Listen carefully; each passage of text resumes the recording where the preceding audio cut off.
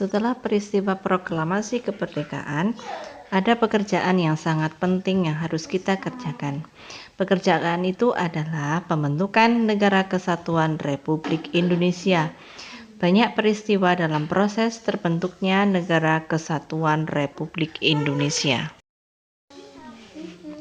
Para pemimpin bangsa segera memanfaatkan dengan sebaik-baiknya lembaga yang ada pada waktu itu, yaitu ada PPKI yang dibentuk Jepang pada sejak tanggal 7 Agustus 1945 dan diketuai oleh Insinyur Soekarno dan wakilnya adalah Dr. Andes Muhammad Hatta. Adapun PPKI akan menggantikan tugasnya BPUPKI yang sudah berakhir. BPUPKI dibentuk pada tanggal 29 April 1945. Dalam proses pembentukan NKRI atau Negara Kesatuan Republik Indonesia, yang pertama yaitu pembentukan kelengkapan pemerintahan, yang kedua ada pembentukan Komite Nasional Indonesia, yang ketiga pembentukan alat kelengkapan keamanan negara, dan pembentukan lembaga pemerintahan di seluruh daerah di Indonesia.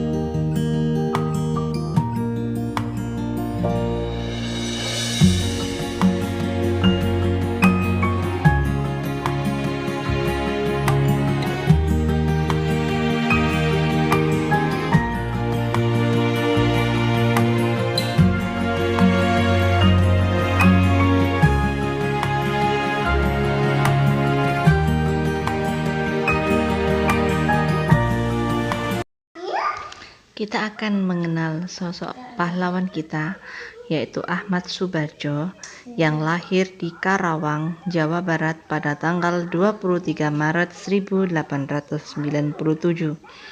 Beliau ikut menjadi panitia 9 yang merumuskan Piagam Jakarta yang akan menjadi cikal bakal pembukaan UUD 1945.